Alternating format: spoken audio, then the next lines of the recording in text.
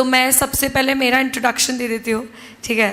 So I am Saumya Kataria, ठीक है। I am also a company secretary. मैं उन लोगों में से आती हूँ जो तुम लोग बनना चाहते हो, ठीक है।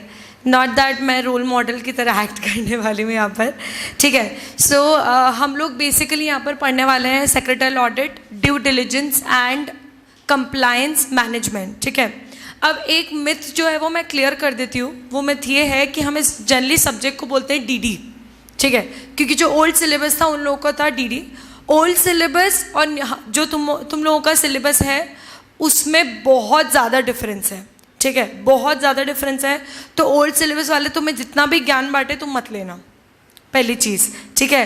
दूसरी चीज़ ये है कि हमारा जो पोर्शन है उसमें टोटल 20 चैप्टर्स हैं। कितने हैं? 20, ठीक है। तो हमें पढ़ना बहुत सारा है और हमें थोड़ा जल्दी मतलब ऐसे आराम से आलस करके नहीं पढ़ना है। आई अंडरस्टैंड तुम्हारा जो टाइमिंग है इट्स क्वाइट अर्ली, बट ऐसा बोला जाता है कि that it takes 21 days to get a habit, ठीक है। तो मैं आई मेक श्योर कि तुम्हारी 8 दिन में हैबिट हो जाएगी, तुम 7:15 आ जाओ, ठीक है। So 7:15 to 8:45 we'll study, 8:30 we'll study, ठीक है। 8:45 से that will be the next class, ठीक है। चलो, हम आज बहुत बेसिक इंट्रोडक्शन पढ़ने वाले हैं, ठीक है। अभी मैं तुम लोगों को बेसिकली जो नोट्स हैं वो मैं 2 पार्ट्स में देने वाली हूँ। पहला जो हमारा वॉल्यूम 1 होगी वो होगा compliance management and due diligence, ये हमारी वॉल्यूम 1 होगी। और वॉल्यूम 2 होगी सेक्रेटरियल ऑडिट, ठीक है। पहले मैं तुम्हें बता देती हूँ कि एग्जैक्टली हमारा बाइफर्केशन है कैसा सब्जेक्ट का। देखो, सो बेसिकली हमारा जो सब्जेक्ट है उसमें टेक्निकली 2 पार्ट्स हैं। टेक्निकली कितने पार्ट्स हैं? 2। सबसे पहला है हमारा कंप्लायंस मैनेजमेंट, ठीक है, और दूसरा है हमारा सेक्रेटरियल ऑडिट, ठीक है। पर मैम हमारे सब्जेक्ट का नाम तो डीडी है, ठीक है। तो बेसिकली ये जो पार्ट है हमारे, ये 40 मार्क्स का, ठीक है। इसमें हमारे कितने चैप्टर्स? 7 चैप्टर्स। कितने चैप्टर्स हैं? 7। अब 20 में 7 गए तो कितने बचे? 13, ठीक है। तो इसमें से सेक्रेटरियल ऑडिट के जो चैप्टर्स हैं,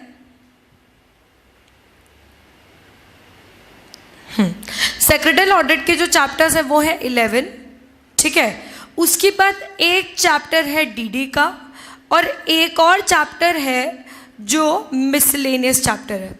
कैसा चैप्टर है? मिसलेनियस, ठीक है। तो हमारा जो बाइफर्केशन है वो इस तरह से रहने वाला है कि कंप्लायंस मैनेजमेंट में हमें 7 चैप्टर्स पढ़ना है, 6 प्रॉपरली कंप्लायंस से रिलेटेड पढ़ने हैं। उसके बाद जो एक चैप्टर है वो हमें जो कंपनी सेक्रेटरी से रिलेटेड जो रोल है हम उसके बारे में पढ़ेंगे, ठीक है। एक है सेक्रेटरियल ऑडिट। सेक्रेटरियल ऑडिट हमारा नेक्स्ट 60 मार्क्स का है।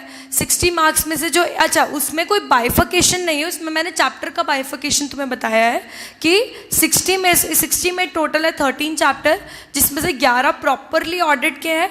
एक जो है वो थोड़ा मिसलेनियस चैप्टर है, पेनल्टीज की बात करता है, और एक चैप्टर जो है वो एक बहुत बड़ा चैप्टर है जो डीडी का है।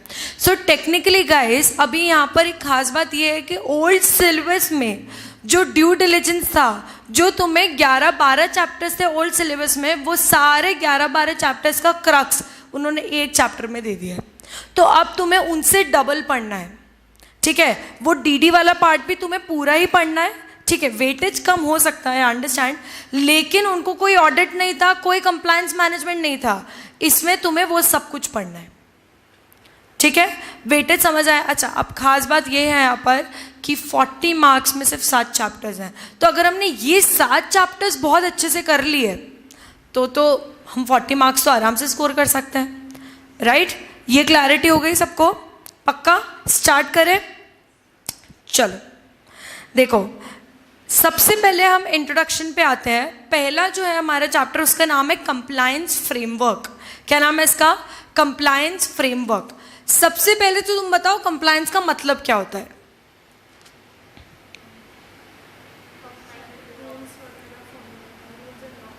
लॉज एंड रूल्स फॉलो करना, उसको कंप्लायंस बोलते हैं। और कोई? और डिफरेंट डेफिनेशन।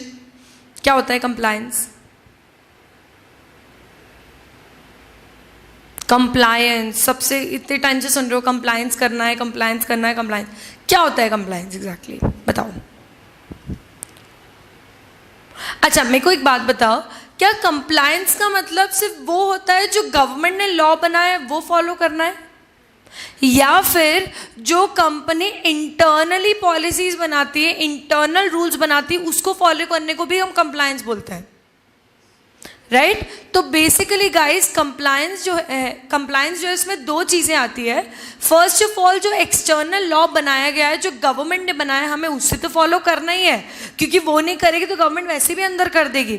लेकिन उसके साथ कंप्लायंस का मतलब होता है जो कंपनी इंटरनली उनकी पॉलिसीज बनाती है, रूल्स बनाती है, रेगुलेशंस बनाती है, जब उसको फॉलो किया जाता है तो वो भी कंप्लायंस में काउंट किया जाता है।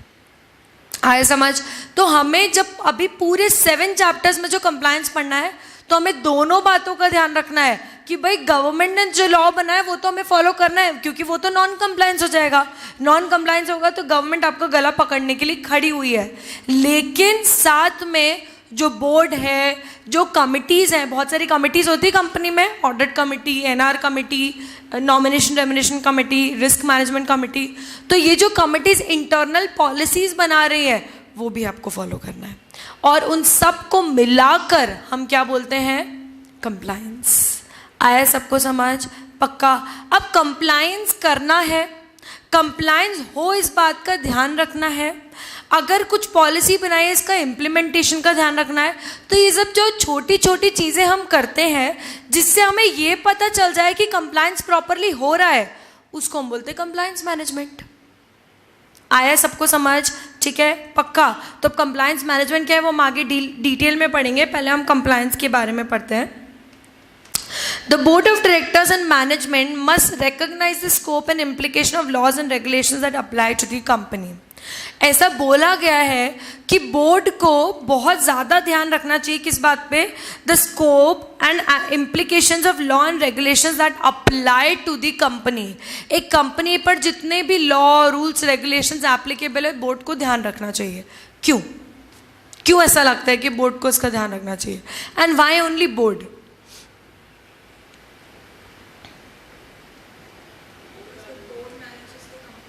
बोर्ड मैनेजेस द कंपनी, ठीक है? दे आर द एजेंट, बहुत ही भारी word, agents of shareholders. घबरा गई मैं खुद ही। हाँ बताओ श्रवण।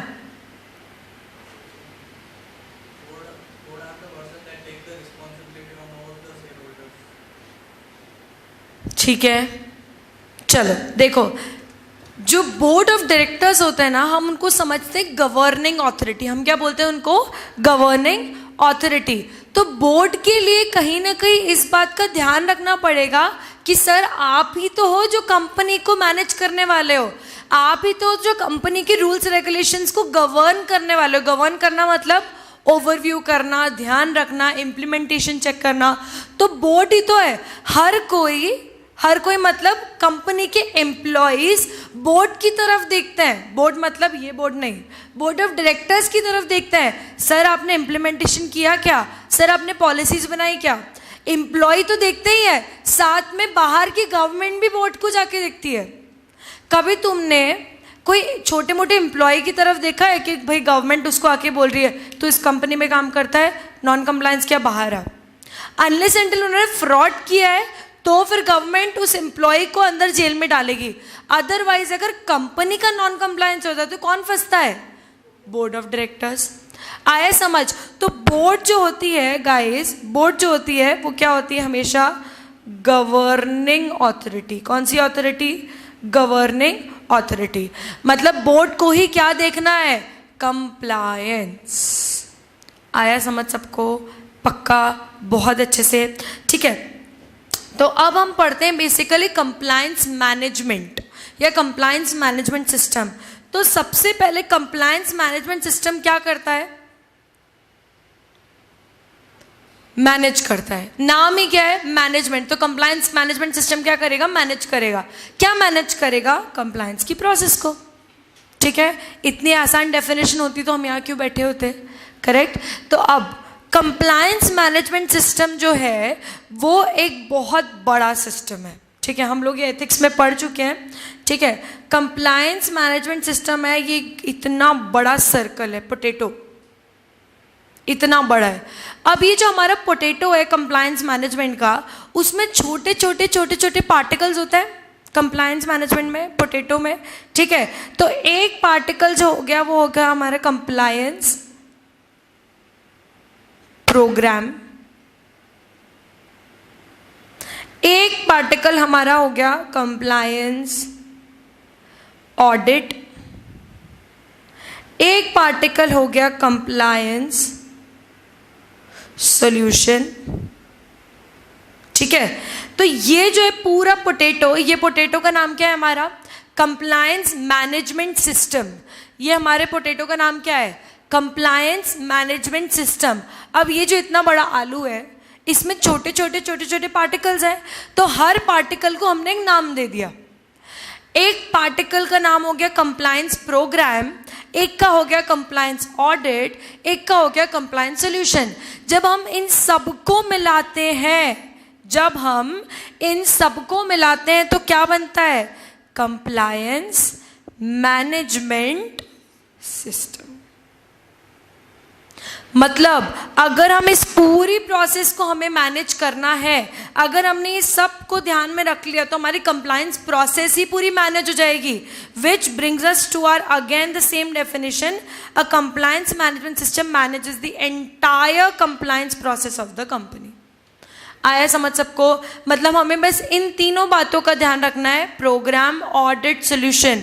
जब हमने ये सब कर लिया तो पूरा हमारा पोटैटो कंप्लीट हो गया, और ये पोटैटो कंप्लीट हुआ तो अल्टीमेटली हमने क्या मैनेज कर ली, पूरी कंपनी की कंप्लायंस प्रोसेस। आया सबको समझ। अब ये तीनों क्या है ये हम धीरे धीरे आगे डिटेल में पढ़ेंगे, ठीक है। So it includes the compliance program, audit, reporting etcetera. The compliance program consist of all the policies and procedures which in adherence of the applicable laws, rules and regulations on the company। adherence का मतलब क्या होता है, stick करना, follow करना, ठीक है। तो बेसिकली वो क्या बोल रहा है कि कंप्लायंस मैनेजमेंट सिस्टम का एक पार्ट होता है कंप्लायंस प्रोग्राम। तो कंप्लायंस प्रोग्राम क्या होता है, कंप्लायंस प्रोग्राम मतलब ऐसी पॉलिसीज बनाना, कंपनी में ही ऐसी पॉलिसीज बनाना जिससे कंपनी पर जो रूल्स रेगुलेशंस एप्लीकेबल है वो फॉलो हो जाए। आया समझ। फॉर एग्जाम्पल कंपनी ने एक सीएस को अपॉइंट कर दिया। जनरली सीएस को क्यों अपॉइंट करते हैं कि भाई कंपनी पर ये रूल्स एंड रेगुलेशंस है, इसको तुम्हें फॉलो करना है, इसके लिए अपॉइंट करते हैं। तो कंपनी पर जो रूल्स एंड रेगुलेशंस एप्लीकेबल है, सबने सोचा कि यार हम तो नहीं कर पाएंगे, बोर्ड है, गवर्निंग अथॉरिटी है, उन्होंने बोला हम तो ये सब नहीं कर पाएंगे, एक सीएस को अपॉइंट कर देते हैं, वो पढ़ा लिखा दिखता है, ठीक है। तो उन्होंने एक सीएस को अपॉइंट कर दिया और बोला कि अब तुझे ही क्या करना है, सारी पॉलिसीज बनानी है। तो अब सीएस क्या करेगा, सारी पॉलिसीज बनाएगा, प्रोसीजर्स बनाएगा, and he will make sure कि जितने भी कंपनी पर applicable laws, rules and regulations हैं वो क्या हो जाए, फॉलो हो जाए। आया सबको समझ पक्का अच्छे से। तो अब सिंपल सी बात है, अगर हम कंप्लायंस की बात करते हैं तो कंप्लायंस में internal plus external, internal plus external मतलब क्या, इंटरनल पॉलिसीज, एक्सटर्नल लॉज, ये दोनों फॉलो जब किए जाते हैं तो हम उसको क्या बोलते हैं, क्या बोलते हैं हम गाइस उसको, कंप्लायंस। अब हमें यहाँ पर कंप्लायंस नहीं पढ़ना है, हमें यहाँ पर पढ़ना है कंप्लायंस मैनेजमेंट, ठीक है। तो कंप्लायंस मैनेजमेंट क्या है, एक पोटैटो। पसंद है तुम लोगों को आलू, नहीं पसंद है, ठीक है, ठीक है। तो कंप्लायंस मैनेजमेंट क्या है, कंप्लायंस मैनेजमेंट क्या है, एक पोटैटो जिसमें है बहुत सारे पार्टिकल्स, ठीक है। उनमें से पार्टिकल्स का नाम क्या है, एक पार्टिकल का नाम हो गया कंप्लायंस प्रोग्राम, एक पार्टिकल का नाम हो गया कंप्लायंस ऑडिट, एक का हो गया कंप्लायंस रिपोर्टिंग, कंप्लायंस सॉल्यूशन। तो ये छोटे छोटे पार्टिकल्स है, जब हम इनको एक साथ मिलाते हैं तो ये क्या बन जाता है, पोटैटो। पोटैटो का नाम क्या है, कंप्लायंस मैनेजमेंट सिस्टम। अगर हमने ये सब कर लिया तो हम अल्टीमेटली क्या कर लेंगे, मैनेज किसे, एंटायर कंप्लायंस प्रोसेस को। आया समझ? पक्का? अच्छा, एक और बात बताओ, कंप्लायंस प्रोग्राम क्या होता है? हम उसमें क्या करते हैं? पॉलिसीज बनाते हैं। कंप्लायंस प्रोग्राम में हम क्या करते हैं गाइस? पॉलिसीज बनाते हैं। पॉलिसीज किसके लिए बना रहे हैं? फ्री बैठे इसलिए बना रहे हैं क्या? लॉ को कंप्लाई करने के लिए बना रहे हैं। आया समझ? पक्का? बेसिक समझ आया? अच्छे से बढ़े आगे। तुम्हारा नाम क्या है? अविनाश। ठीक है अविनाश, तुम लेट हो। First day? हो ठीक है, चलो आज का कंसिडर कर लेती हूँ मैं, क्लास नहीं मिली। ठीक है, by the way what's your name? Pranjali. ठीक है, चलो आगे बढ़ते हैं। ऑडिट। ऑडिट क्या होता है? चेकिंग। हम बचपन से यही पढ़ते आ रहे हैं, ऑडिट मतलब चेकिंग। ठीक है, ऑडिट मतलब टेस्टिंग, वेरिफिकेशन, चेकिंग। ठीक है, तो अब मेरे को बताओ कंप्लायंस ऑडिट क्या होगा? रूल्स एंड रेगुलेशंस को चेक करना। क्या चेक करना? क्यों कंप्लाई हुए नहीं, तो फिर सेक्रेटरी ऑडिट क्यों करवा रहे हो?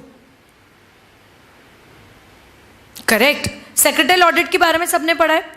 ठीक है, अब मैं बोल रही हूँ, तुम ही बोल रहे हो, मैंने तो अभी तक कुछ बोला ही नहीं है। तुम बोल रहे हो कि ऑडिट मतलब क्या होता है?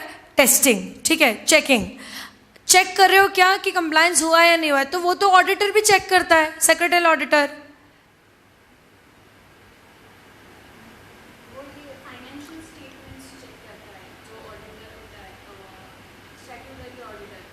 हाँ,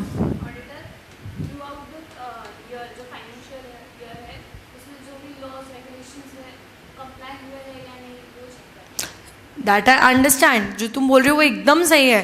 क्या कि स्टार्ट ऑडिटर जो होता है, स्टैट्यूटरी ऑडिटर, वो फिनेंशियल स्टेटमेंट्स कंपनी की ये चेक करता है बेसिकली कि भाई कंपनी ने ये फिनेंशियल स्टेटमेंट्स बनाए हैं, बैलेंस शीट बनाई है और P&L बनाए, तो ये कंपनी की फिनेंशियल पोजीशन को डिपिक्ट करता है या नहीं? True and fair view of the financial position of the company. ठीक है, सेक्रेटरी ऑडिटर जो होता है वो क्या चेक करता है? Compliances of the company. ये सबको समझ आया, but then why there is a need of compliance auditor after all? बताओ। इंटरनल कंप्लायंसेस, बहुत ही बढ़िया। मैंने क्या बताया कि कंप्लायंस मतलब क्या?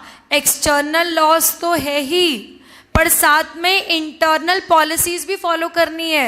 आया समझ? अविनाश तुम लेट आए। मैंने क्या बताया कि कंप्लायंस का मतलब क्या होता है?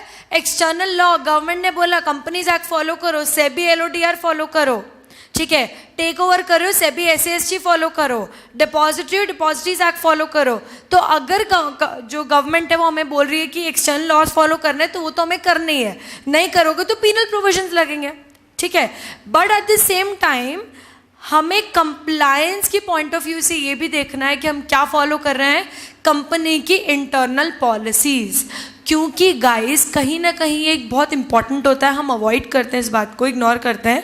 जब इंटरनल पॉलिसीज ठीक से इंप्लीमेंट होती है ना, जब इंटरनल जो रूल्स रेगुलेशंस बनाए कंपनी ने कि भाई तुम्हें ये करना है, ये काम पर ख़त्म करके देना है, ये ड्यू डेट के पहले देना है, इसकी रिपोर्ट सबमिट करनी है, तुम इसको रिपोर्ट करोगे, तुम इसको इन्फॉर्म करोगे, ये छोटी छोटी चीज़ें जो इंटरनल रूल्स एंड रेगुलेशंस बनते हैं, जब वो प्रॉपरली फॉलो होता है तो ये बहुत ईजिली फॉलो हो जाता है।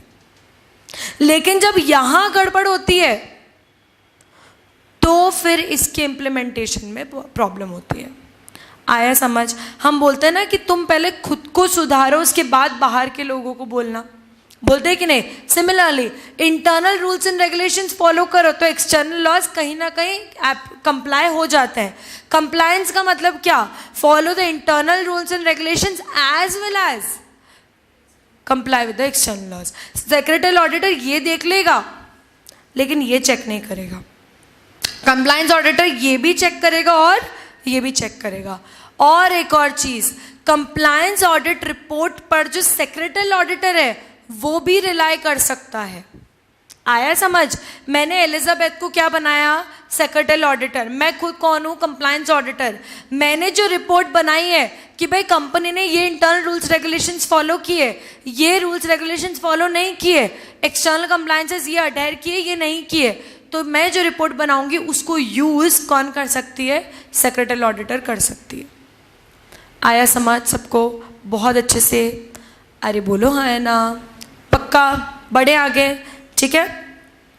सो compliance audit is an independent testing the level of compliance with applicable laws on an organization. Independent से क्या समझ आया? Independent से क्या समझ आया? सेक्रेटरी ऑडिटर कैसा होता है? आउटसाइडर, मतलब इंडिपेंडेंट। स्टैट्यूटरी ऑडिटर कैसा होता है? आउटसाइडर, मतलब इंडिपेंडेंट। इंटरनल ऑडिटर कैसा होता है? आउटसाइडर या फिर इनसाइडर। ये पता है सबको? स्टैट्यूटरी ऑडिटर तो हम हमेशा बोलते हैं, स्टैट्यूटरी ऑडिटर में तो फर्स्ट वर्ड ही क्या आता है? इंडिपेंडेंट चेकिंग, ठीक है, मतलब आउटसाइडर। सेक्रेटरी ऑडिटर पे कौन होता है? इंडिपेंडेंट। सेक्रेटरी ऑडिट कौन करता है? कंपनी का कंपनी सेक्रेटरी या practicing company secretary? Practicing company secretary. लेकिन इंटरनल ऑडिटर की मैं बात करूं तो इंटरनल ऑडिटर कौन होता है? जो कंपनी का एम्प्लॉय भी हो सकता है या कंपनी के बाहर का भी कोई पर्सन कर सकता है। इंटरनल ऑडिट पे हमें पूरा चैप्टर पढ़ना है। अभी तुम्हें इंटरनल ऑडिट कुछ पता भी नहीं हो तो भी चलेगा, तो भी चलेगा, ठीक है। पर ये पता होना चाहिए कि कंप्लायंस ऑडिट कैसा होना चाहिए? इंडिपेंडेंट। मतलब जो कंप्लायंस ऑडिटर होगा वो कौन होगा? आउटसाइडर। आउटसाइडर को अपॉइंट किया जाएगा कंप्लायंस ऑडिट करने के लिए। तो अब मैम ये कौन करेगा? Who are we? हम क्या बनने वाले हैं? हम ही करेंगे। हम पढ़ रहे तो हम ही करेंगे, और कौन करेगा? करेक्ट। सो बेसिकली जब इंडिपेंडेंस की बात आती है तो कंप्लायंस ऑडिट कौन करता है? CS। आया सबको समझ?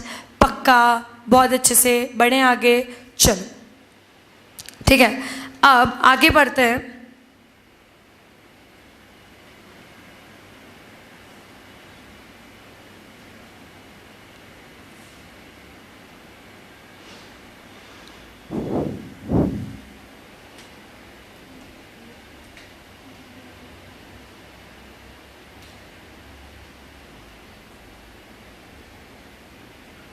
चलो अब कॉरपोरेट कंप्लायंस फ्रेमवर्क। यहाँ पे 3 बहुत भारी वर्ड्स हैं, भारी भारी एकदम।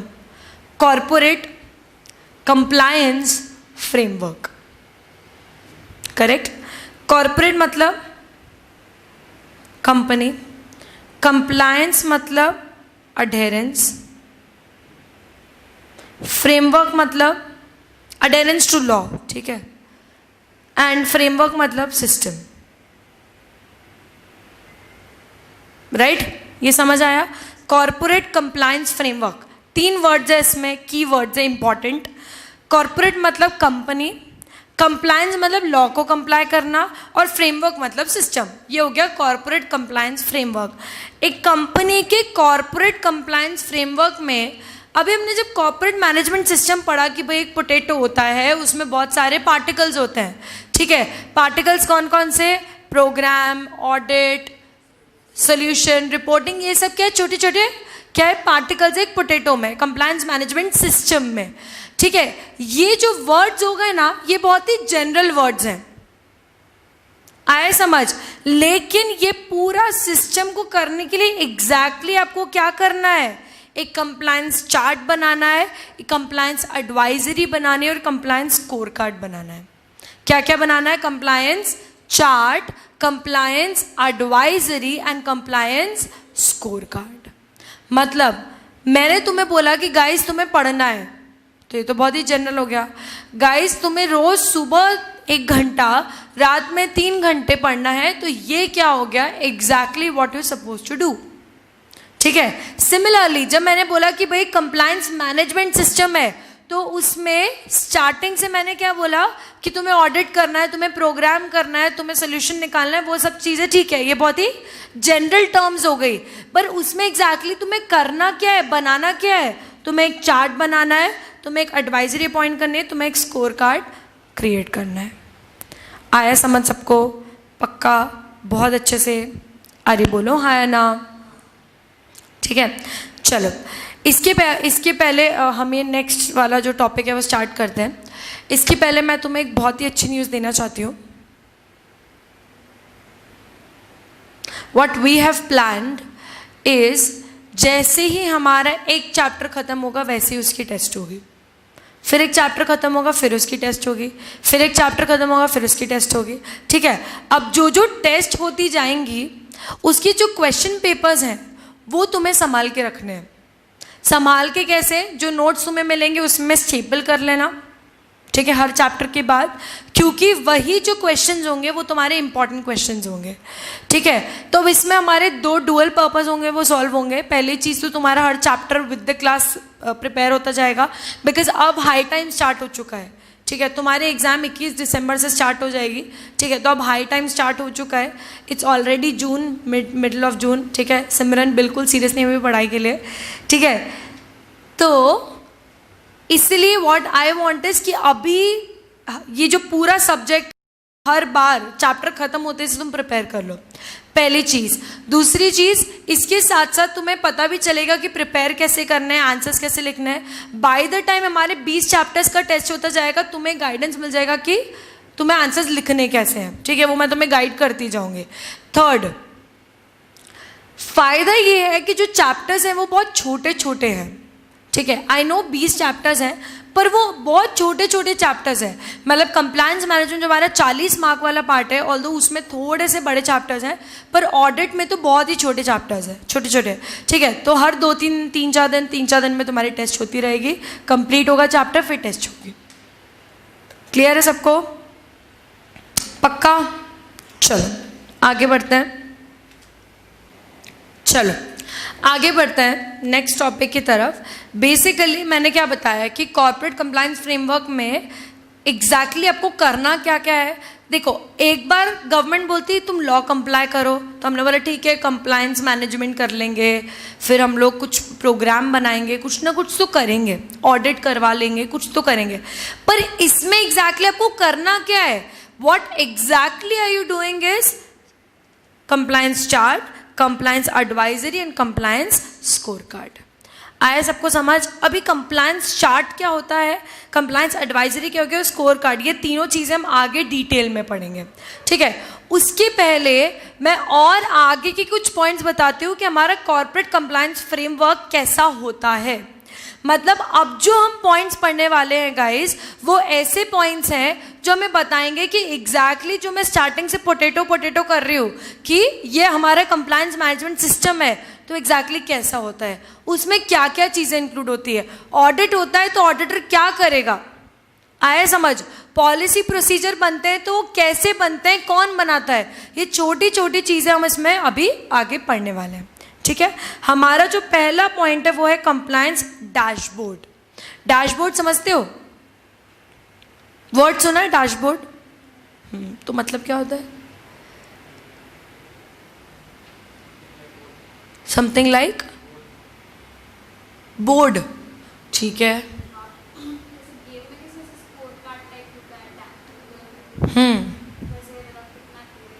किसने कितना हाईएस्ट स्कोर किसका चल रहा है। ठीक है, बहुत ही बढ़िया। और कोई? अच्छा, एक बहुत ही इंटरेस्टिंग बात बताती हूँ। How many of you are planning to work in a company for a period, या फिर तुम लोगों को जॉब भी करना है आगे? कितने लोग हो? अरे अच्छे से हाथ उठाओ यार, व्हाट इज दिस? इनिशियली तो जॉब ही करनी है सबको। आपको क्या करना है सृष्टि? अभी देखती हूँ, ये सब्जेक्ट पढ़ूंगी फिर डिसाइड करूँगी। ACL तो है नहीं वैसे भी। ठीक है, देखो अब ये बात समझना कि कंपनी में कैसा होता है। कंपनी में इंटरनेट के बारे में सुना है कभी किसी ने? इंट्रानेट, इंटरनेट पता है ना? इंटरनेट कैसा होता है कि भाई मैं अपने घर पे बैठी हूँ या अपने घर पे बैठी है और हम दोनों कनेक्ट कर सकते हैं, हम दोनों कांटेक्ट कर सकते हैं, हम कम्युनिकेट कर सकते हैं, दैट इज इंटरनेट। इंट्रानेट क्या होता है? जब कोई कंपनी में कंपनी के एम्प्लॉयज ही सिर्फ एक लॉगिन आईडी और पासवर्ड के थ्रू एक दूसरे से कम्युनिकेट कर सकते हैं, उसको हम बोलते हैं इंट्रानेट। इंट्रा मतलब विद इन दी ऑर्गेनाइजेशन। ठीक ठीक है, इंट्रा मतलब विद इन दी ऑर्गेनाइजेशन। तो कंपनीज क्या करती है, पहली बात तो कंपनी में एक आईटी डिपार्टमेंट बैठा है जो कुछ काम नहीं करता है, ठीक है, एक्सेप्ट कि कोई नया एम्प्लॉय आया है, उसको कंपनी की सारी फाइल्स का एक्सेस दे देना। अब वो एक्सेस कैसे देगा, वो बोलेगा कि हमारा ना एक डेटाबेस बना हुआ है, ठीक है, हमारा क्या बना हुआ है, एक डेटाबेस जिसमें कंपनी की सारी फाइल्स, डॉक्यूमेंट्स, फोल्डर्स ये सब स्टोर्ड है और जिसके बेसिस पे हम एक दूसरे से कम्युनिकेट भी कर सकते हैं। मतलब मैं आपको एक लॉगिन आईडी पासवर्ड दे देता हूँ, आपका अपने कंप्यूटर से उसमें लॉगिन करना, पासवर्ड डालना, जैसे ही लॉगिन कर लोगे वैसे ही आपको कंपनी की जितनी भी फाइल्स है उसका एक्सेस मिल जाएगा, ठीक है। ये किसने बोला, आईटी डिपार्टमेंट ने, ठीक है, आया समझ। अब इसके साथ ही साथ मैं आईटी डिपार्टमेंट बोल रहा है कि इसके साथ ही साथ मैं आपको ऐसा आईडी पासवर्ड दे रहा हूं कि आप यहां बैठे हो कंपनी में और एक ऑफिस है नोएडा में, ठीक है, आप उससे भी कम्युनिकेट कर सकते हो थ्रू दिस डेटाबेस। मतलब मैं आपको एक इंट्रानेट कनेक्शन बनाकर दे रहा हूं जिससे क्या कर पाओगे, आप यहाँ पुणे में बैठकर नोएडा ऑफिस के एम्प्लॉय से बात कर पाओगे। चलो अब मेरे को एक बात बताओ, ऑफिस अगर नोएडा में है, ठीक है, तो क्या एम्प्लॉय बाहर किसी और से बात कर रहे हैं, कंपनी के एम्प्लॉय से बात कर रहे हैं, कंपनी के एम्प्लॉय से बात कर रहे हैं। That means even if the office is in another city, that does not mean कि वो बाहर का कोई पर्सन हो गया, वो है कंपनी का एम्प्लॉय ही, ठीक है। तुम अब यहाँ भी मेरे स्टूडेंट हो, तुम रांची में जाके बात करोगे तो भी तुम मेरे स्टूडेंट ही रहोगे, राइट, आया समझ। सो जो आईटी डिपार्टमेंट होता है वो क्या करता है, एक ऐसे सिस्टम बनाता है, एक इंट्रानेट सिस्टम बनाता है जिसमें सारा जो ऑर्गेनाइजेशन है, पूरा ऑर्गेनाइजेशन, ऑफिस है पुणे, नोएडा, बैंगलोर, हैदराबाद, रांची, ठीक है, इंदौर, कहीं भी कोई भी पूरा ऑफिस जो है वो सब एक डेटाबेस यूज कर रहे हैं, एक सिस्टम यूज कर रहे हैं और हर कोई उसके थ्रू एक दूसरे से कांटेक्ट कर सकता है। आया समझ, पक्का। अब मैं हूं पुणे ऑफिस में सीएस, ठीक है, रूपाली, हाँ रूपाली है, मैं रोहिणी रूपाली में कंफ्यूज हो रही हूँ, हाँ रूपाली है नोएडा ऑफिस की सीएस, ठीक है। अब मैं पुणे ऑफिस में हूँ, मैंने कोई कंप्लायंस किया, ठीक है, मैंने एक स्पेशल रेजोल्यूशन पास किया। कौन सा फॉर्म फाइल होता है, कौन सा फॉर्म फाइल होता है, MGT 14, ये सबको पता है। तो मैंने कंप्लायंस किया, मैंने स्पेशल रेजोल्यूशन पास किया, तो 30 दिन के अंदर अंदर मुझे MGT 14 फाइल करना है। मैंने अगले 10 से 12 दिन में MGT 14 फाइल कर दिया। अब रूपाली वहाँ से टेंशन ले रही है, फाइल किया कि नहीं, सौम्या ने फाइल किया कि नहीं, फाइल किया कि नहीं। तो मैंने क्या किया, मैंने ना एक जो मुझे डेटाबेस मिला था, ये महान मनुष्य आईटी डिपार्टमेंट, इन्होंने क्या किया, इन्होंने मुझे एक लॉगिन आईडी पासवर्ड दे दिया था जिसके थ्रू मैं कंपनी के डेटाबेस पे मैंने बस यहाँ से अपडेट डाल दी। क्या अपडेट डाल दी, इनपुट डाल दिया कि ये कंप्लायंस हो चुका है। मैंने रूपाली को फ़ोन नहीं किया, मैंने रूपाली को मेल भी नहीं किया, मैंने बस उस डेटाबेस पे डाल दिया। वहाँ से रूपाली ने वही डेटाबेस खोला क्योंकि उसके पास भी लॉगिन आईडी पासवर्ड है और उसको पता चल गया क्या, कि मैंने कंप्लायंस कर लिया है। That is compliance dashboard. Compliance dashboard means a single एक ही एंटरप्राइज वाइड डैशबोर्ड। पूरे एंटरप्राइज में एक ही डेटाबेस, एक ही सिस्टम चलता है जो हर कोई यूज करता है और सारी अपडेट्स डालता रहता है। इसका मतलब अगर, चलो अब ये तो कंप्लायंस की बात हो गई। फॉर एग्जाम्पल नोएडा ऑफिस में आग लग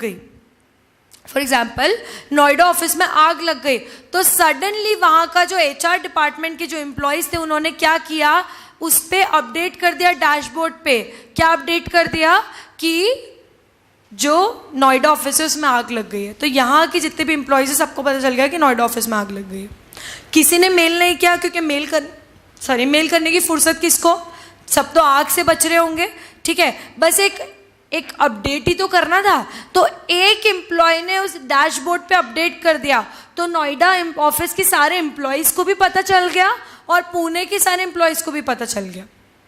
आया समझ सबको? तो इसको ये एक इंटरनेट कनेक्शन होता है जो हर user single enterprise wide dashboard, ठीक है, सारा एंटरप्राइज मतलब पूरा ऑर्गेनाइजेशन, ठीक है, इरिस्पेक्टिव कितना भी फैला हुआ हो, इरिस्पेक्टिव ऑफ दैट पूरा ऑर्गेनाइजेशन एक डैशबोर्ड यूज करता है जिससे आप कंप्लायंस रियल टाइम मैनर में, रियल टाइम मैनर मतलब इमीडिएटली, प्रॉम्प्टली, आज कंप्लायंस किया, आज अपडेट किया, आप कर सकते हो। आया समझ? पक्का? तो सबसे पहले तो कंप्लायंस फ्रेमवर्क के लिए आपको क्या चाहिए? एक डैशबोर्ड। अच्छा, डैशबोर्ड हर ऑफिस का अलग अलग होगा क्या? हर ऑफिस का अलग अलग होगा क्या? नहीं, पूरे एंटरप्राइज का एक डैशबोर्ड होगा, ठीक है। अब वो डैशबोर्ड में क्या क्या होता है? It acts like a score card, ठीक है, कि भाई ये कंप्लायंस था, इतने दिन में यहाँ कंप्लीट कर लिया, ये एक स्कोर कार्ड हो गया। ये एक चार्ट की तरह भी एक्ट करता है जिसमें मैंने आगे आने वाले सारे कंप्लायंसेस का मैंने डेटाबेस रख दिया, ठीक है। ये कंप्लायंस एडवाइजरी की तरह भी काम करता है कि मैं जब भी रोज सुबह आऊंगी, ठीक है, यहाँ पे भगवान की फोटो लगी या मेरे पेरेंट्स की फोटो लगी, पहले सबको ढोक दी, ठीक है, ऑफिस आई, सबको ढोक दी, उसके बाद अपना कंप्यूटर चालू किया ऑफिस में, ठीक है, उसके बाद मैंने लॉगिन किया। लॉगिन करते से जैसे ही मैंने अपना लॉगिन किया तो मुझे क्या दिख गया? कंप्लायंस एडवाइजरी का रूल्स रेगुलेशंस, जो भी वो मुझसे एक्सपेक्ट कर रहे हैं वो सारी चीज़ें, मतलब मुझे पता चल गया कि आगे आने वाले दिनों में मुझे क्या क्या कंप्लायंस करना है, वो मुझे चार्ट, एडवाइजरी, स्कोर कार्ड, इन तीनों से पता चल गया। आया सबको समझ? पक्का? बहुत अच्छे से, ठीक है। So compliance dashboard must provide a single enterprise dashboard for all users to track and trend compliance events. मैंने क्या बताया? मैं कौन से ऑफिस में थी? पुणे ऑफिस में। ये कौन से ऑफिस में थी? नोएडा ऑफिस में। तो क्या वो नोएडा में बैठे बैठे बिना मुझसे बात किए यहाँ की कंप्लायंस इवेंट्स को ट्रैक कर सकती थी? बिल्कुल कर सकती थी। यहाँ मैं क्या क्या कंप्लायंसेस कर रही हूँ, क्या वो ट्रैक कर सकती थी? हाँ, कर सकती थी। मैंने तो सिर्फ इतना डाला कि भाई miss Shivani, mister Avinash, miss Srishti, ये तीनों है डायरेक्टर्स जो एक मीटिंग में बैठे हैं, ठीक है। मैंने बस ये अपडेट डाल दी कंप्लायंस डैशबोर्ड पे कि अभी एक बोर्ड मीटिंग चल रही है ऑलरेडी जिसमें डायरेक्टर्स बैठे हैं, ठीक है। तो इससे रूपाली को पता चल गया कि अच्छा अभी डायरेक्टर्स बिजी हैं, बिना कुछ इन्फॉर्म किए। आया समझ? पक्का? अच्छे से। सो एक्सटर्नल ऑडिटर्स, अब ये बहुत बड़ा फायदा है। एक्सटर्नल ऑडिटर्स मतलब कौन हो गए? स्टैट्यूटरी ऑडिटर, सेक्रेटरी ऑडिटर, ठीक है, internal auditors and compliance officers. ये जो बड़े बड़े लोग हैं ना, महान लोग, CS जो करते हैं, ये बनते हैं आगे जाकर।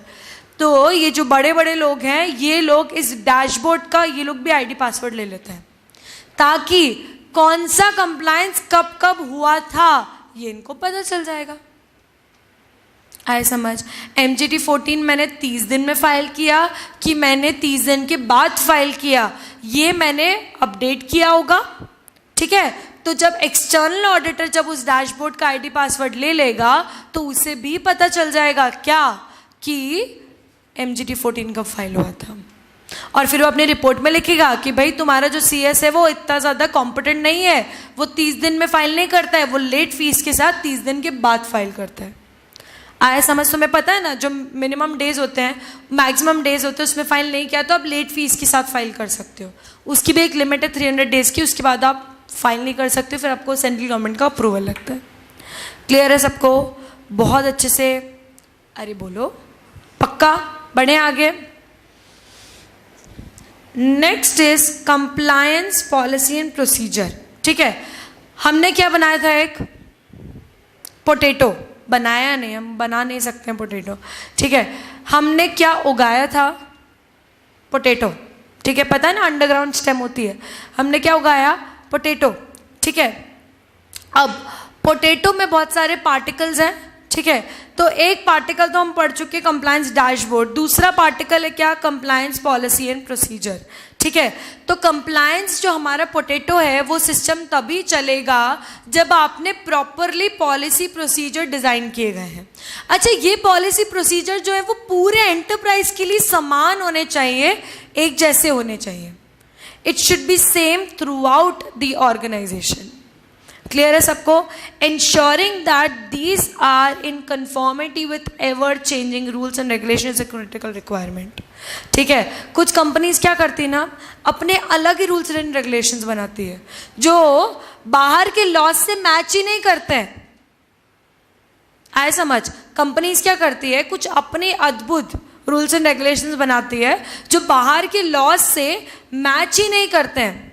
फॉर एग्जाम्पल, कंपनी ने एक रूल बना दिया, ठीक है, इंटरनल रूल बना दिया, रेगुलेशन बना दिया कि कोई भी एम्प्लॉय चाहे तो 1 महीने की छुट्टी ले सकता है 2 दिन पहले इन्फॉर्म करने के बाद। सिर्फ 2 दिन पहले आप इन्फॉर्म करके 1 महीने की छुट्टी पे जा सकते हो, ऐसा कंपनी की पॉलिसी है। ठीक है, अब इमेजिन करो सडनली जब एक जो फिनेंस के एम्प्लॉयज है सारे, वो छुट्टियों पे चले गए सबके सब। ठीक है, और सडनली कंपनी में रेड पड़ गई, एम्प्लॉयज तो गायब है, डॉक्यूमेंट्स कौन देगा, जो पढ़े लिखे लोग हैं वो तो सब गायब है। आए समझ? तो बाहर के जो रूल्स एंड रेगुलेशंस हैं कि भाई अगर रेड पड़ रही है तो जो जो डॉक्यूमेंट्स आपसे मांगेंगे वो आपको देने पड़ेंगे, अब वो चीज़ें क्या यहाँ पर पॉसिबल है? नहीं है। सिमिलरली ऐसे CS जो है वो एकदम सडनली 1 महीने की छुट्टी पे चला गया।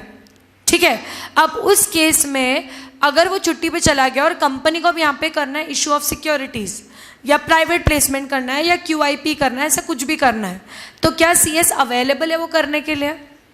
तो आपने सोचा चलो यार अब CS नहीं तो ये सब काम फिनेंस के एम्प्लॉय से करा लेते हैं। ऐसा हो सकता है क्या? नहीं।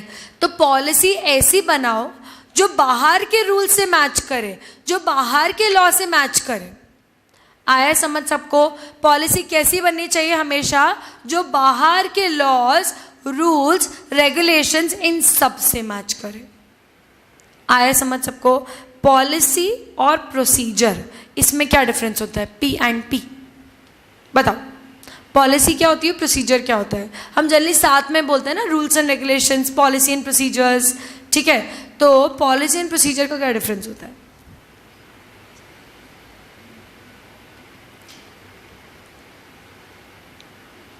अरे बोलो बोलो।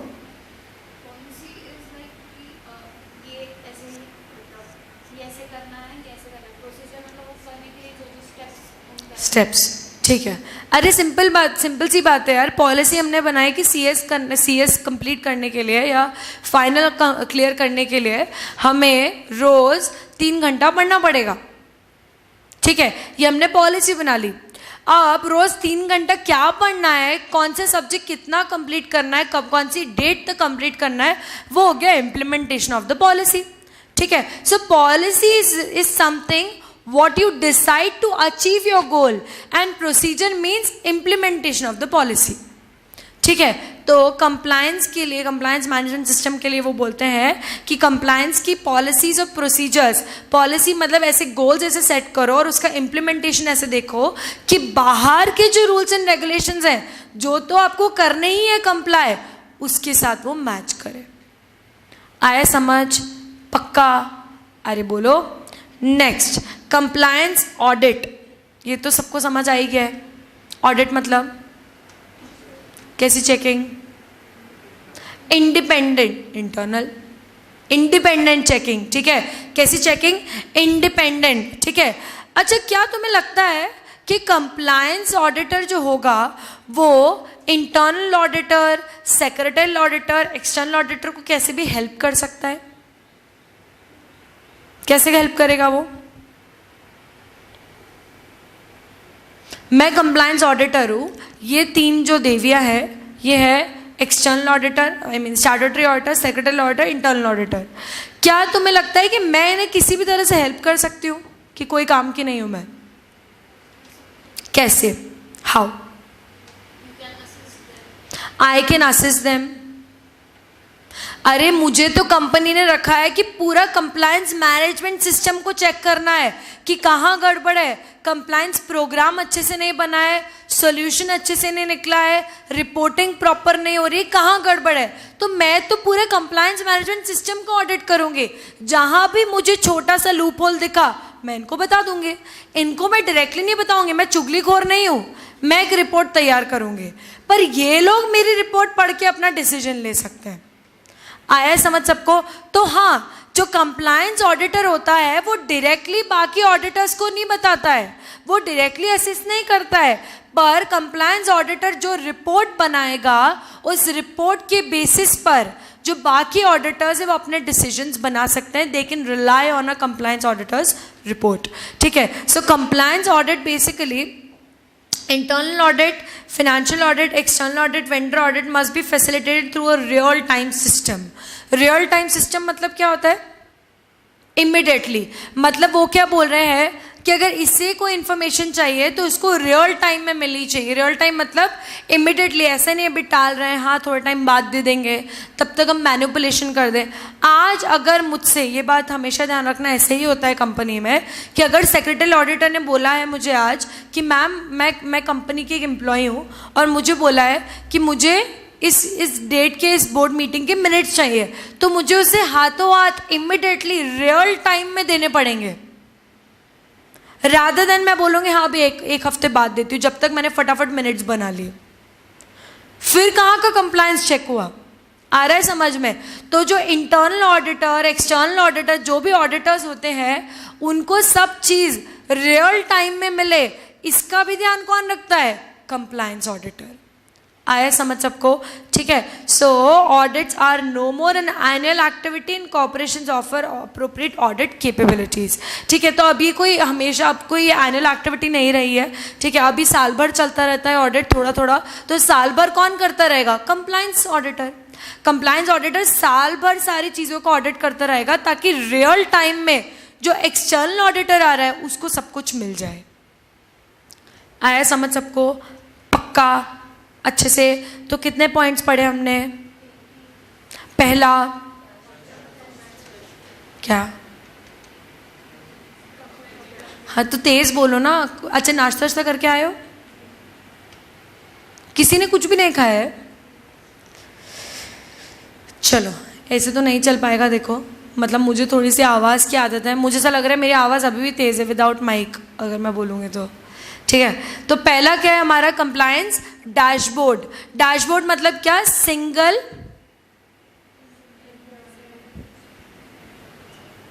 क्या है कंप्लायंस डैशबोर्ड?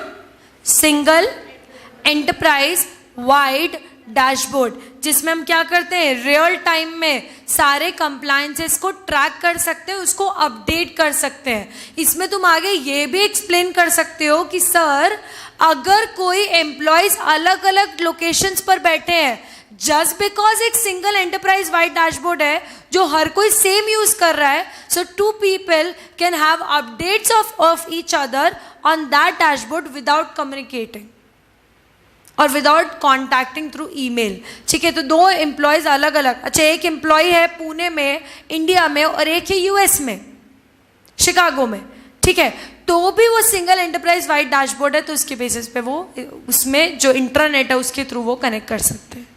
आया समझ? दूसरा क्या है हमारा? दूसरा पॉइंट पॉलिसी एंड प्रोसीजर। तो बस वो इतना बोल रहे हैं कि देखो पॉलिसी प्रोसीजर बनाना है वो तुम्हें पता है, पर वो किसकी कंफॉर्मिटी में बनाना है? बाहर के rules and regulations. Conformity means it should match. Confirm नहीं, कंफर्म करना मतलब पक्का करना। ठीक, कंफर्म करो कि कल मूवी जाना है या नहीं, पक्का करना। कंफर्म करना मतलब मैच करना। आया समझ? तो जो हमारे जो पॉलिसी एंड प्रोसीजर्स होंगे कंप्लायंस के, वो किससे कंफॉर्मिटी में होने चाहिए? बाहर के जो लॉज हैं, रूल्स हैं, रेगुलेशंस हैं, उससे मैच करने चाहिए, उससे कंफर्म मतलब CONFORM, कंफर्म। और तीसरा पॉइंट हमने क्या पढ़ा? Compliance audit. क्या अभी एनुअली किया जाता है? नहीं, ये आपको रियल टाइम में करते रहना पड़ता है ताकि आप किसकी हेल्प कर सको? एक्सटर्नल और इंटरनल ऑडिटर को फैसिलिटेट कर सको, उनकी हेल्प कर सको। और क्या वो ऑडिटर्स कंप्लायंस ऑडिटर की रिपोर्ट पर रिलाई कर सकते हैं? बिल्कुल कर सकते हैं। आया समझ? पक्का? बहुत अच्छे से। ठीक है, तो अभी तक हमने आज क्या पढ़ा? सबसे पहले हमने पढ़ा कि कंप्लायंस क्या होता है, कंप्लायंस में क्या फॉलो किया जाता है? लॉज। रूल्स रेगुलेशन, सिर्फ बाहर के इंटरनल पॉलिसीज भी फॉलो करनी है और बाहर के लॉज रूल्स एंड रेगुलेशंस भी फॉलो करना है। दूसरी चीज, कंप्लायंस मैनेजमेंट में क्या है, पोटैटो मतलब वो क्या मैनेज करता है, एंटायर कंप्लायंस प्रोसेस। उसमें क्या क्या आ जाता है, compliance program, compliance audit, compliance solution, reporting, ये सब आ जाएगा। कंप्लायंस प्रोग्राम में हम क्या बनाते हैं, पॉलिसी एंड प्रोसीजर। ऑडिट में हम क्या करते हैं, टेस्टिंग। कैसी टेस्टिंग, इंडिपेंडेंट टेस्टिंग कि भाई कंप्लायंस हुआ है या नहीं हुआ है। क्लियर है सबको, पक्का, अच्छे से। चलो तो आज के लिए हम करते हैं वाइंड अप।